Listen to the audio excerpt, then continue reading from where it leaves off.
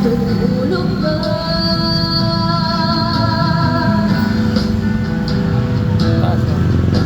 Sikapin mo, pilitin mo, tibayan ang iyong puso. Dahil ikaw ang hugot sa iyong bukas.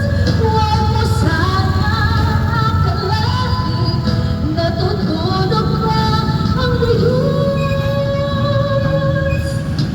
Ang buhay mo ay mayroong halaga sa Kanya.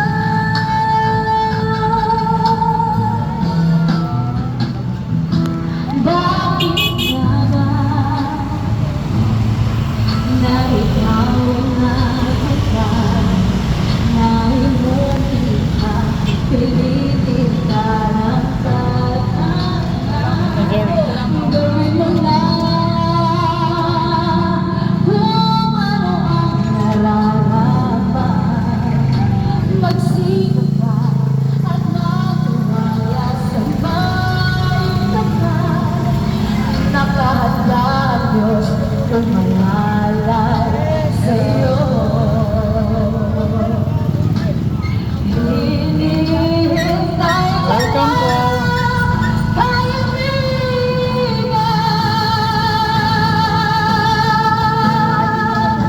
Sikapin mo, pilitin mo, tibayan ang iyong puso. Dahil ikaw ang hugot sa iyong bukas. Huwag mo sana akalain, natutulog na ang Diyos. Amen. Ang buhay mo ay mayroong halaga sa Kanya.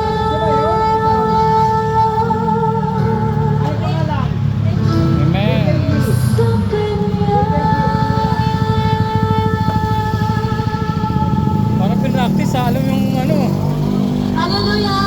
Alalahanin niyo po ang Diyos. Napaka-importante po ngayon sa mata ng Panginoon. Hallelujah! At ang Diyos po ay kailanman hindi natutulog. Siya po ay laging nakikinig sa anumang ating dasal. Amen. Hallelujah! Natawagan ko po, Pastor. Natawagan ko po, Pastor Maricel, para sa ating word of God. Hindi, ano yan?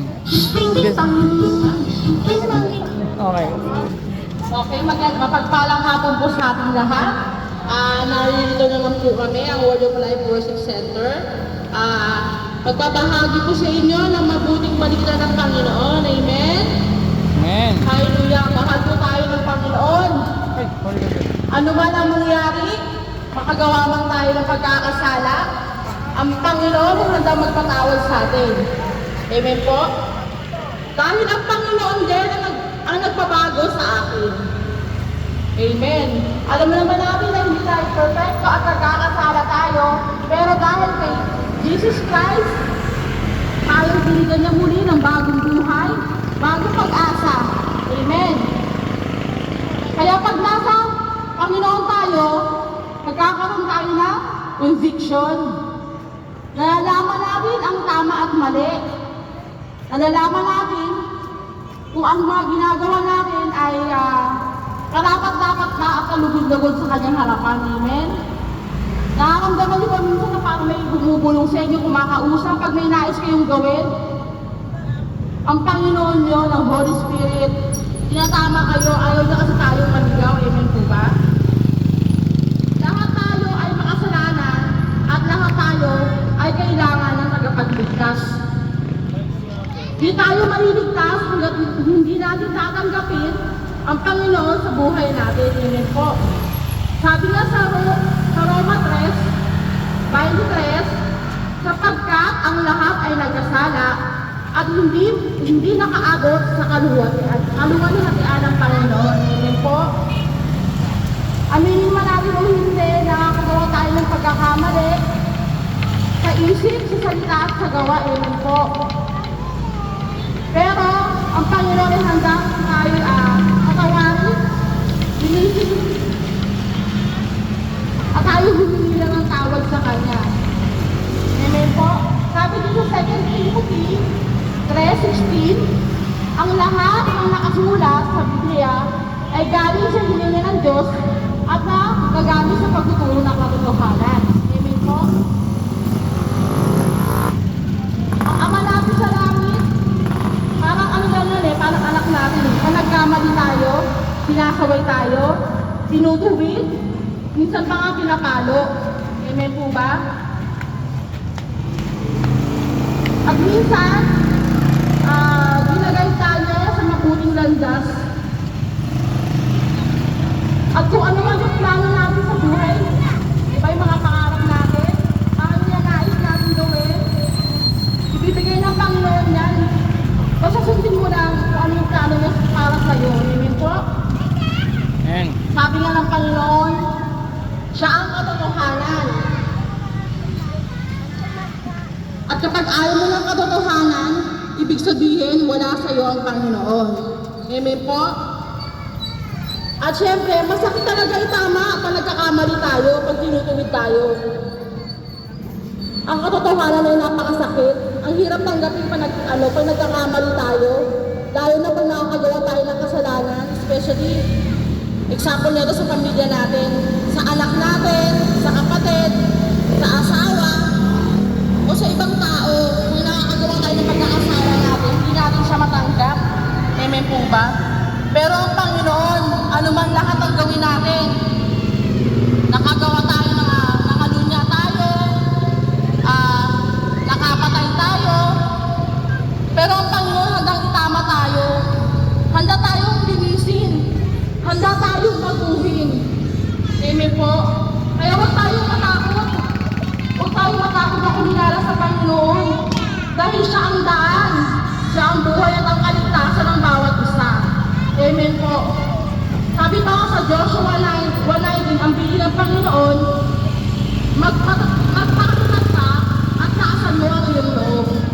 Huwag kang matakot o mawala ng pag-asa, sapagkat akong si Yahweh, na iyong Diyos, ay kasama mo saan man magpunta. Amen po. Ang Panginoon ay lagi natin kasama sa buhay mo, sa buhay ko, sa buhay natin lahat. Nandyan lang siya. Nag-aantay na kumatok tayo para buksan ang pinto at tayo papasukin. Amen po. Kaya, lagi lang tayo manalangin. Every time na may gagawin tayo, yun yung pinaka way natin para mag-connect tayo sa Panginoon. Amen. Hallelujah. At siya ang tunay na pag-asa. Amen po. Naniniwala po ba kayo na ang Panginoon ang tunay nating pag-asa? Amen. At maraming salamat po sa maiksi kong pag-share. Narito na po si Pastor Jeff upang magbigay ng maikling paliwanag. Amen. Sa Ito, Diyos hawakan ang mo to. papuri. Hawakan mo to. Ganito kababa lang ha. Yung hindi kita yung pa ako. Hindi kita yung pa ako. Pero ang taas niya bewang lang. Pero oo nga. Kaya nga. Hindi ganyan ang hawak ka ng iba mo. Para wala kang hawak. Yung yan ganyan. Yung pa ako.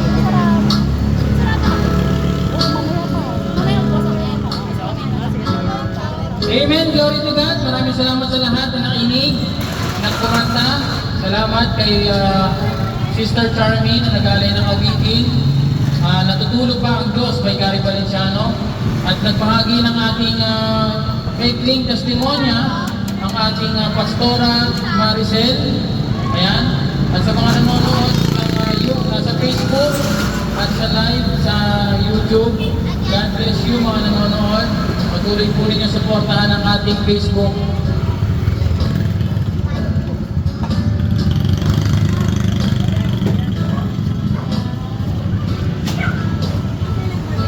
Yan, maraming salamat sa lahat na nakikinig. Nais ko pong basahin ang Biblia in public. Sabi po sa Bible, basahin mo ang aking salita sa publiko o sa mga daan o sa mga lansangan ay dapat maipangaral at maipahagi ang banal na salita ng Diyos. Kaya ito po, lahat po tayo ay makasalanan at lahat tayo ay kailangan ng tagapagligtas. Di tayo maliligtas hanggat di natin tinatanggap na makasalanan tayo. Yan po ang unang step, kailangan natin tanggapin na hindi tayo perfecto. Hindi tayo perfect. Lahat tayo makasalanan. Maging ako man, pastor na ako, makasalanan din po ako. Sabi po sa Biblia, sa Romans chapter 3 verse 23, sabi sa Bible, sapagkat ang lahat ay nagkasala at hindi nakaabot sa kalwalhatian ng Diyos. Lahat, wala pong exempted. Kaya nga po dumating ang ating Panginoong Diyos na si Jesus dahil wala nang pag-asa, wala na, lahat na makasalanan. Ngunit, kahit tayo ay mahina at nagkakasala, si Kristo ay namatay para sa atin. Ang buhay na walang hanggan ay regalo mula sa ating Diyos. Sabi sa Romans chapter 6 verse 23, nais ko lang po ibahagi. Hindi po ako galit, gusto ko lang pong idiin ang mga salitang ito. Sabi dito, sapagkat ang kabayaran ng kasalanan ay kamatayan. Ngunit ang libreng kaloob ng Diyos ay buhay na walang hanggan sa pamamagitan ni Kristo Jesus na ating Panginoon. Hallelujah! Walang ibang matibay na patunay o ebidensya ng pag-ibig ng Diyos kundi ang kamatayan lamang ni Kristo sa krus.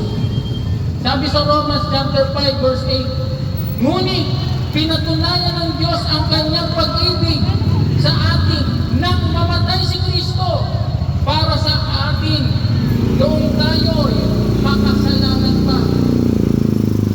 Hindi mo dapat niyong isipin na kailangan perfecto ka na bago ka lalapit sa Diyos. Bago ka pupunta sa simbahan, kailangan malinis ka na. Hindi! Ang kailangan ng simbahan ay yung mga mahihina, mga kasalanan, yung madudumi ang buhay, dahil yan ang nais ng Diyos na makapunta sa simbahan para makalapit sa Kanya. Hallelujah!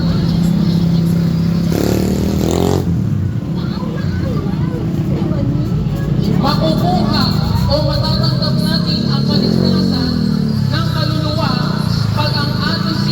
pag ating sinabi na si Jesus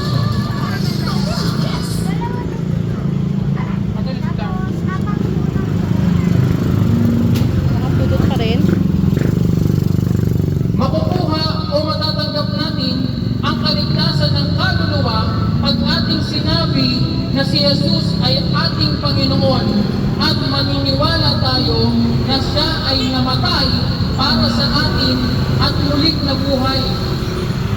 Sabi sa Romans chapter 10 verse 9 to 10 na kung ipapahayag mo na si Jesus ay Panginoon at sumasampalataya ka ng buong puso na muli siyang binuhay ng Diyos, maliligtas ka sapagkat itinuturing ng Diyos na matuwid ang taong sumasampalataya sa Kanya ng buong puso.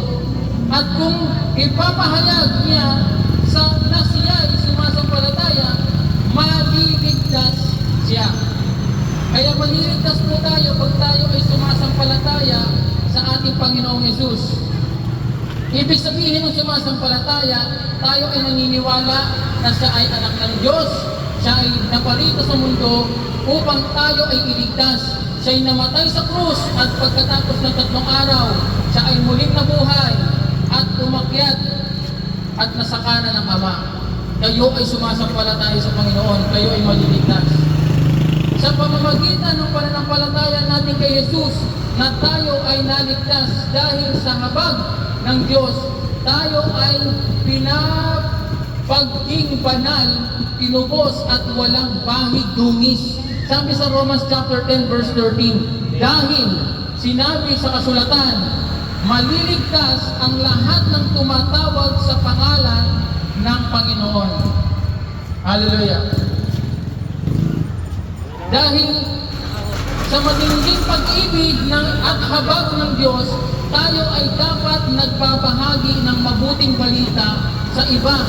Hindi sila maniniwala kung hindi tayo magbabahagi ng katotohanan. Kaya po kami nandito, Word of Life Worship Center, Caloocan, kami po ay nagbabahagi Dahil kung hindi mo ibabahagi ang salita ng Diyos, walang makakaalam at walang maliligtas. Hindi po namin ginagawa ito dahil sarili namin. Ginagawa namin ito dahil ito po ang nais ng ating Panginoong Jesus na aming gawin. Glory to God, hallelujah. Salamat Panginoon. Ngayon po, sabi po, dito po ako magtatapos. Sabi, sapagkat gayon na lamang, ito po nakasulat sa John 3:16 hanggang 18. Sapagkat gayon na lamang ang pag-ibig ng Diyos sa sangkatauhan, kaya't ibinigay niya ang kanyang kaisa-isang anak upang ang sino mang sumampalataya sa kanya ay hindi mapahamak, kundi magkaroon ng buhay na walang hanggan. 17, isinugo ng Diyos ang kanyang anak, hindi upang hatulan at parusahan ang sanlibutan, kundi upang iligtas ito sa pamamagitan niya. 18, hindi hinahatulan ng parusa ang sumasampalataya sa anak, ngunit hinahatulan na ang hindi sumasampalataya, sapagkat hindi siya sumasampalataya sa kaisa-isang anak ng Diyos. Hindi mo mahahanap ang kaligtasan sa iba. Tayo ay naligtas dahil kay Jesus lamang.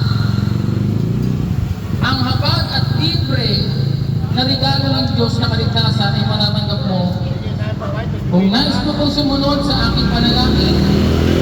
Kung hindi mo man mabanggit sa isip mo, isipin mo ang panalangin ng pagtanggap. Dito na po ako magtatapos. Ako po mauuna, susunod niyo po yung prayer ko. Sabihin niyo po, Panginoon, maraming salamat po sa iyong ginawa sa krus ng Kalbaryo. Hinalay mo ang iyong buhay. Ako ay iyong iniligtas. Panginoon, salamat. Ako ay naniniwala. Ako ay sumasampalataya sa iyo, Panginoon. Ako po ay iyong bigyan ng isip, Panginoon. Buksan ang aking spiritual na mata, buksan ang aking spiritual na tenga. Ikaw ay aking marinig. Binubuksan ko po ang aking puso. Pumasok ka, Panginoong Jesus. Ikaw ang maghari sa aking buhay. Sa lahat ng desisyon, sa aking trabaho, sa aking negosyo, ikaw ang mamuna, Panginoon. Salamat, Panginoon, sa iyong ginawa. Ako ay may buhay na walang hanggan. Italago ko ang aking pangalan sa aklat ng buhay. Ako'y ligtas, may buhay na walang hanggan. Maraming salamat, Diyos Ama, sa pangalan ni Jesus, ang pangyarihan ng Banal na Espiritu. Amen and amen. Salamat po. Tapos na po kami, gusto ko lang po yung pag-pray ang bawat isa. Lord, pagpalain mo po ang lahat na nakapakinig ng salita. Pagpalain mo po, Panginoon, ang mga kapitbahay, sino man ang mga nasa loob ng bahay, sa kwarto na nakakapakinig ng iyong banal na salita, pagpalain mo sila. Magpakilala ka, Panginoon, sa kanila. And welcome po kayo sa aming church. Dito po, Word of Life Worship Center. Huwag po kayo mahiya. Samahan niyo po kami, sumama kayo sa amin, manalangin, umawit, sumamba sa iisang Diyos, makapangyarihan sa lahat, ang ating Panginoon. I love you, Lord, at mahal kayo ng Panginoon. Maraming salamat po. God bless.